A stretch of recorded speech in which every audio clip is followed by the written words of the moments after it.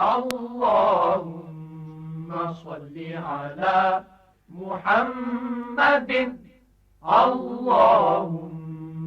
صل على محمد وعلى آله وصحبه وسلم۔ جیسے ہمیں ملتان سے خط لکھا ہے جناب طارق محمود صاحب نے، آپ پوچھتے ہیں کہ ہمارے ہاں بھی دیگر علاقوں اور ممالک کی طرح طلاقوں کا رجحان بڑھتا چلا جا رہا ہے۔ معمولی جھگڑے پر طلاق دے دی جاتی ہے اور بعد میں پھر پچھتاتے ہیں۔ اس کی وجوہات کیا ہیں، اس کا علاج کیسے کیا جا سکتا ہے؟ طارق محمود بھائی، یقیناً یہ ایک بہت ہی تکلیف دہ صورتحال ہے اور اس کے اسباب بہت سارے ہیں۔ سب سے بڑا سبب تو جہالت ہے کہ آدمی کو پتہ ہی نہیں ہے کہ اللہ تعالیٰ نے زندگی گزارنے کے لیے، گھر بسانے اور اس کو قائم رکھنے کے لیے جو اصول بتائے ہیں، جو ضابطے بتائے ہیں، وہ کیا ہیں۔ جہالت کی وجہ سے پھر آدمی ایسی نادانیاں کرتا رہتا ہے۔ بعض اوقات تو اس کا قطعاً کوئی ارادہ بھی نہیں ہوتا، نہ نیت میں یہ بات ہوتی ہے، محض ایک غصے کے عالم میں یا مذاق کی صورت میں یا دوستوں میں بیٹھ کر کوئی ایسی شرط لگ گئی اور اس کے پیچھے بھی وہی جہالت اور نادانی ہے۔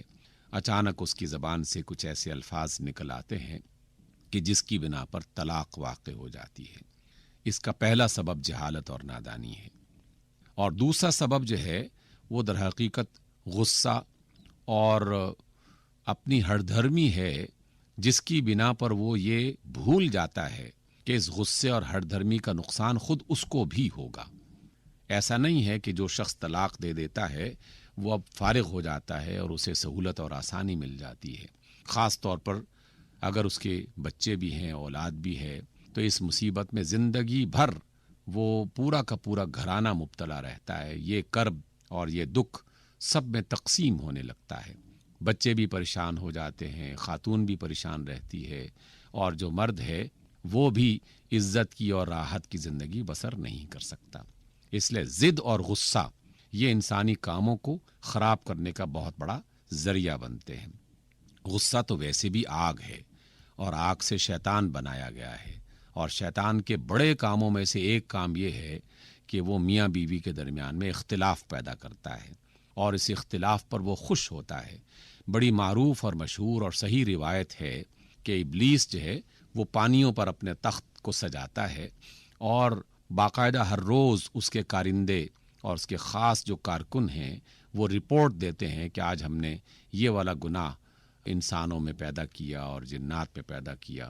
اور یہ والی ہم نے بری حرکت کی۔ وہ مختلف کارنامے اپنے کارندوں کے سنتا رہتا ہے، لیکن جیسے ہی کوئی کارندہ یہ بتاتا ہے کہ میں نے میاں بیوی کے درمیان میں ایک غلط فہمی پیدا کی اور ان کے درمیان میں طلاق جو ہے وہ دلوا دی ہے، تو شیطان اسے اپنے ساتھ بٹھا کر خوش ہوتا ہے اور اسے شاباش دیتا ہے اور کہتا ہے کہ تم نے بڑا کام کیا ہے۔ کیوں؟ اس لیے کہ پورا معاشرہ گھر کی اکائی سے بنتا ہے، اور گھر کی اکائی اگر ٹوٹ جائے تو یہ ٹوٹ پھوٹ آہستہ آہستہ پورے معاشرے میں ایک ناسور کی طرح پھیلنا شروع ہو جاتی ہے، اور بعض اوقات تو نسلوں تک یہ گناہ اور یہ زیادتی آگے بڑھتی ہے اور نقصان پہنچاتی رہتی ہے۔ ایسا نہیں ہے کہ طلاق دی ہی نہیں جا سکتی، اللہ رب العزت نے اس کی اجازت ایک خاص وجہ سے دی ہے، اور باقاعدہ اس کا ذکر قرآن و سنت میں مختلف حوالوں سے ملتا رہتا ہے۔ بعض اوقات ایسا ہوتا ہے کہ مزاج کا اختلاف یا کوئی اور بیماری یا کوئی اور سبب ایسا بن جاتا ہے کہ جس کی وجہ سے علیحدگی کا ہونا ضروری ہو جاتا ہے۔ اگر وہ علیحدگی اختیار نہ کی جائے تو اس کے نقصانات بڑھ سکتے ہیں۔ ایسی حالت میں کسی بھی خاندان میں موجود ایسے جوڑے کو اذیت میں رہ کر زندگی گزارنے کے بجائے اللہ اور اس کے رسول صلی اللہ علیہ وسلم نے ایک عزت کے ساتھ علیحدہ ہونے کا باقاعدہ اختیار دے رکھا ہے۔ لیکن جو پروسیجر بتایا گیا اس کو اس وجہ سے رکھا گیا تاکہ آدمی اپنی نادانی، اپنی ضد، اپنی جہالت جو ہے وہ اس کی وجہ سے نہ خود نقصان اٹھائے اور نہ دوسروں کے لیے نقصان کا ذریعہ بنے۔ اس کا دوسرا سبب اور بھی ہے، اور اس میں بدقسمتی سے ہمارے ہاں مختلف حوالوں سے جو میڈیا کے ڈرامے اور گفتگویں اور بہت سارے اسباب ہیں جو اس کا ذریعہ بن رہے ہیں، لیکن حقیقت یہ ہے کہ اسباب جتنے بھی مرضی بڑھ جائیں، علاج تو انسانوں نے کرنا ہے، جسے اللہ نے شعور دے رکھا ہے، عقل اور سمجھ دے رکھی ہے، اور خاص طور پر نبی محترم صلی اللہ علیہ وسلم جیسی عظیم ہستی کے ذریعے سے باقاعدہ معلومات فراہم کی جا چکی ہیں، تعلیم دی جا چکی ہے، راستہ بتایا جا چکا ہے، تو پھر تو یہ انتہائی نادانی اور جہالت ہوگی کہ ایک شخص مسلمان بھی ہے، اللہ اور اس کے رسول کو مانتا بھی ہے، لیکن پھر بھی اس اہم معاملے میں اللہ اور اس کے رسول کی بات کو نہیں مانتا۔ یہ بہت بڑی زیادتی ہوگی۔ اس کا آسان جو طریقہ ہے، اس کو اگر ایک ہی طریقے کو سمجھ لیا جائے تو باقی مراحل میں داخل ہونے کی ضرورت ہی نہیں پہنچتی۔ تمام فقہا کے ہاں یہ اتفاق پایا جاتا ہے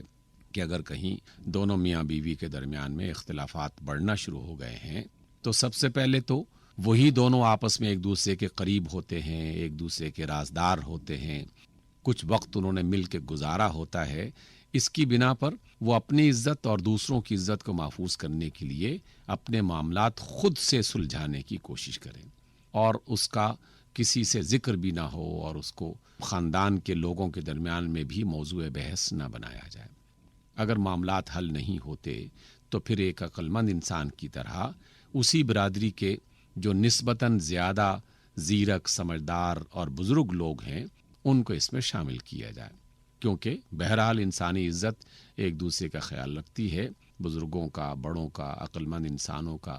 ہمیشہ فائدہ ہوتا ہے، اس لیے ان کو شامل کرنے کی بات کہی گئی۔ اگر ان کے ذریعے سے بھی معاملات نہیں سدھرتے تمام تر کوششوں کے باوجود، تو پھر بس ایک دفعہ طلاق دے دی جائے، اور طلاق نہ غصے میں دی جائے، نہ جلد بازی میں دی جائے،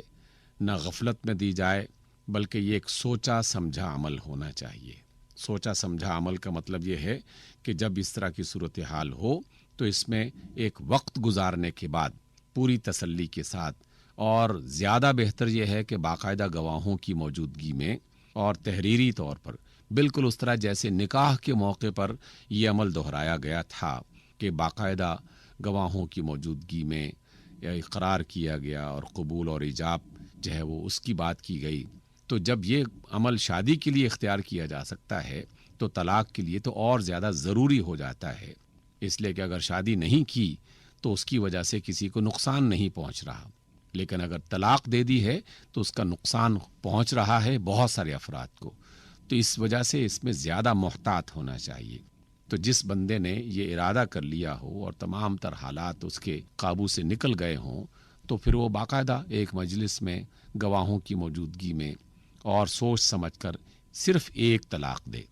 اور اس طلاق کے بعد کم از کم پہلا مہینہ جو ہے وہ اس خاتون کو اپنے گھر میں ہی رکھے، اور اگر اس دوران اللہ تعالیٰ سہولت پیدا کر دیتا ہے تو بہت اچھی بات ہے، اور اگر سہولت پیدا نہیں ہوتی تو بس دوسری طلاق دینے کی ضرورت نہیں ہے، وہ خاتون اپنے گھر میں جا سکتی ہے، اپنے والدین کے پاس جا سکتی ہے، کسی اور جگہ جہاں بھی اسے جگہ مل جائے وہاں پر جا سکتی ہے، اور دونوں الگ ہو سکتے ہیں، اور اس علیحدگی کی وجہ سے کچھ مدت کے بعد وہی طلاق مکمل ہو جائے گی۔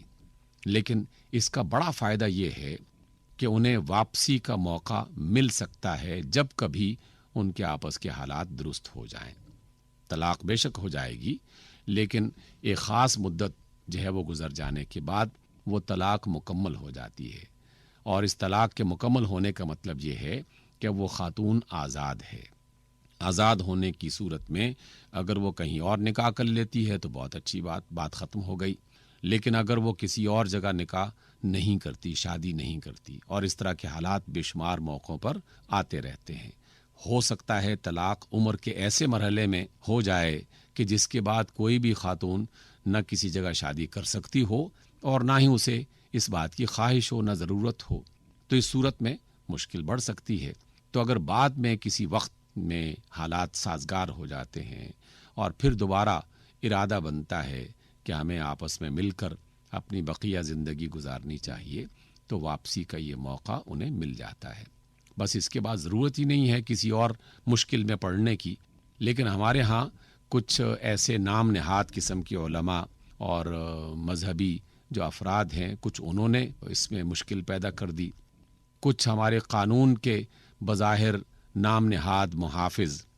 ان لوگوں نے جو عدالتوں اور کچہریوں میں طلاق نامے لکھتے ہیں یا بلدیات کے علاقوں میں یا جہاں بھی کوئی ذمہ داری جن کو دی گئی ہے کاغذات کو محفوظ کرنے کی، تو وہ اپنی اس جہالت کی وجہ سے یا کسی اور نیت کی بنیاد پر وہ اختلافات پیدا کر کے اور اس معاملے کو انتہائی درجے تک پہنچا دیتے ہیں اور اس کو تینوں طلاقیں دلوا کر اسے مکمل طور پر ایک ایسی مشکل میں کھڑا کر دیتے ہیں کہ جس کی وجہ سے دونوں آپس میں مل نہیں سکتے اور ان کا رجوع نہیں ہو سکتا۔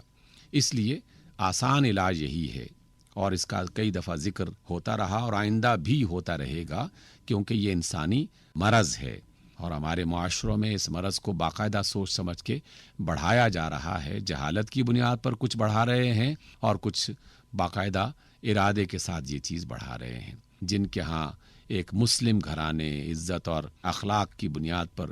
قائم رکھنے والے گھرانے کا کوئی تصور نہیں ہے یا وہ اس پر یقین نہیں رکھتے، وہ اس چیز کو پروموٹ کرتے ہیں۔ جہالت سب سے بڑا سبب ہے۔ تو اس اعتبار سے اس کی تعلیم ملنی چاہیے کہ اگر حالات اس طرح کے ہوں تو طلاق کس طرح ہو سکتی ہے، اس کا طریقہ کیا ہے، اور اس طریقے کو ہم کس طرح انسانوں کے لیے مفید بنا سکتے ہیں۔ اس لیے یہ طلاق کا جو رجحان بڑھ گیا ہے، یہ قابل افسوس بات ہے۔ لوگوں کو سمجھاتے رہنا چاہیے اس بات کو، گھروں میں، مسجدوں میں، تعلیمی اداروں میں، مختلف مجالس میں، مذاکرات میں اچھے طریقے سے لوگوں تک پہنچاتے رہنا چاہیے تاکہ وہ اس بہت بڑی بیماری سے اور مشکل سے محفوظ رہ سکیں۔ اللہ تعالی ہمارے گھروں کو آباد رکھے اور قرآن و سنت کے مطابق ہمیں ایک خوشگوار زندگی بسر کرنے کی توفیق دیتا رہے۔ آمین۔ الحمد للہ رب العالمین، اللہم بارک لنا فی ثمرنا وبارک لنا فی ساعنا وبارک لنا فی مدنا۔ اے مولا کریم، ہمارے پھلوں کی پیداوار میں برکت عطا فرما دے، ہمارے لیے ہمارے شہروں میں برکت عطا فرما دے اور ہمارے غلہ ناپنے والے پیمانوں میں برکت عطا فرما دے۔ یا رب العالمین، ہمیں دین دنیا کے معاملات میں صبر اور شکر کی نعمتوں سے سرفراز فرما دے۔ اے پاک پروردگار، ہمارے عزیز بچوں کو صحت و سلامتی کے ساتھ درازی عمر کی دولت سے سرفراز فرما دے۔ یا اللہ، ہمارے وطن پیارے پاکستان کی حفاظت فرما۔ آمین ثم آمین۔